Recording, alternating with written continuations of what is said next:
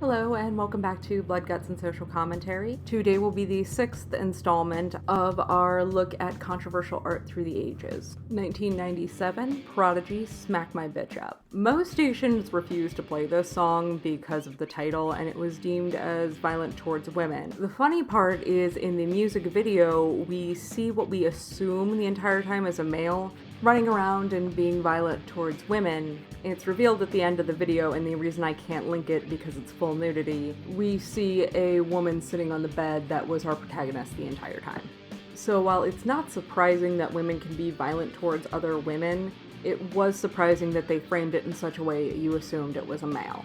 1997, Marcus Harvey, Myra. This is a 9-foot by 11-foot portrait of Myra Hindley. This is her mugshot, and it was done in the handprints of children. The reason why is Hindley and Ian Brady tortured and murdered 5 children and buried them out on the moors. This is why they are referred to as the Moors murders. While this was a very big and very sensational case in the UK, Myra was vilified more than her male accomplice because most people still can't imagine a woman killing, let alone a small child. This piece has been vandalized twice. Once it had paint thrown on it, the other time it was smeared with eggs. 1997, Piss Christ. This is a photograph of a crucifix submerged in the artist's urine. This has been vandalized twice as well. One guy took it off the wall and kicked it. Later, 2 teens hit it about 8 times with a hammer.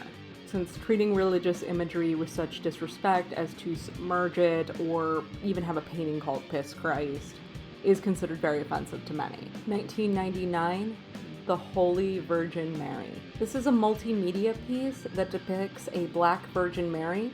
It also includes images of blaxploitation movies, female genitalia, and elephant feces, because I apparently cannot get it through an episode anymore without mentioning poop at least once. The reason this is offensive is fairly obvious. It's for the exact same reason Pissed Christ was, and a few other things that will come up later in this episode. 1999, Kevin Smith's Dogma. This movie was considered anti-Catholic. Smith received 300,000 pieces of hate mail for it, which, to be totally fair, this film sets you up for that in the beginning because we have a woman going from Catholic Mass to passing protesters at her job in an abortion clinic, saying she thinks God is dead, and one of her coworkers responding back with, "That's the sign of a true Catholic." If you didn't know what you were getting into after that, I'm sorry, but you have a way bigger issue. Funnily enough, Kevin Smith has joked that he even protested his own film. He showed up to see the protesters. He decided to make a sign that says "Dogma is dog shit." The protesters were upset at the usage of shit, so he was asked to cross it out, so it just read "Dogma is dog," which makes no sense. 2000, Bruce Springsteen, American Skin, 41 Shots. This song was inspired by a police shooting where an unarmed man was shot 41 times. Bruce Springsteen decided to perform this song in the state of New York less than a year after the shooting. This caused mass protest from officer action groups, and he was barred from playing New York for quite some time. 2000, Helena, the Goldfish Blender. This is a mixed media piece that displays live goldfish in blenders. These blenders are plugged in and supposedly functional because viewers are encouraged to turn them on. Couldn't find footage of that, but to be fair, I didn't look very hard for it. 2000, Eminem, Kim, and Stan. Eminem's another artist I could probably devote God only knows how many episodes to, so I'm just going to address the 2 biggest controversies at the beginning of his career. He's always had a knack for pissing people off, but he got really slammed hard for these 2 songs on the Marshall Mathers LP. Kim talks about him violently killing his estranged wife. Stan talks about an obsessive fan who ultimately kills himself and his girlfriend due to Eminem's supposed lack of response.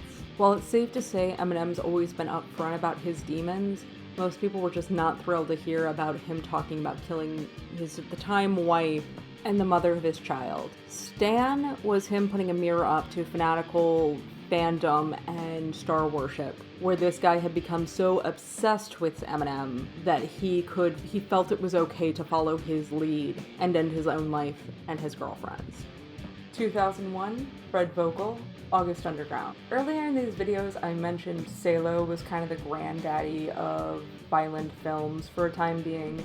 August Underground kind of took that crown, at least in the West. This film is the first part of a three-part series, but I'm just going to cover the first one here. It follows a couple that are serial killers. They just go around killing whoever and whatever they want. While this might sound like a very base premise for a horror film, these films are exceedingly violent, and since they're shot from the perspective of the killers, they tend to have more close-ups and are more graphic than most horror films would have been in the past. To give an example, because at this point I think everybody knows the levels these videos are going to, their opening scene in this first film is a woman sitting in a chair. She's clearly had flesh removed from her breasts, and then they reach into a bucket and smear feces in it. That's what we're talking about. 2002, Irreversible. Two major bits of controversy surround this film. The first one was mentioned in a previous episode. There is a 5-minute rape scene where the camera does not cut or pan away at all. It just stays dead on the action from beginning to end. The other one is that has been accused of being homophobic. The director's reaction to this, because he was concerned people might view it as homophobic when it came out, he went back and did a reshoot to do a cameo at a gay bar that they had been shooting at of him masturbating, because he believed that would prove that it is not homophobic, even though it's still being accused of that. 2005, and Tango Makes 3. Probably a little surprising to see a children's book on this. This is based off a real event that took place at the New York Central Zoo. Two penguins were seen trying to hatch an egg-shaped rock. When another group of penguins had laid an egg, they took it from them and gave them to the set. Reason being is the other couple had failed to hatch 2 previous eggs, and they figured there'd be no harm in it. That's cute, right? An adorable little story about penguins that totally happened in real life? Oh no, it's horribly offensive because the egg was given to 2 male penguins. Because of this, from 2006 to 2010, the American Library Association claims this was their most challenged book. Because, you know, it wasn't about a real story or anything, it was clearly pushing a gay agenda. Not just telling a cute story about 2 penguins that hatched an egg and had a little baby that they raised together. Birds will be the downfall of our morality. And on that note, that concludes today's episode. Please join us next week where we will start in 2007 with My Sweet Lord. If you like what you're hearing, please feel free to hit like and subscribe. If you don't like what you're hearing, please comment and let me know. Thank you.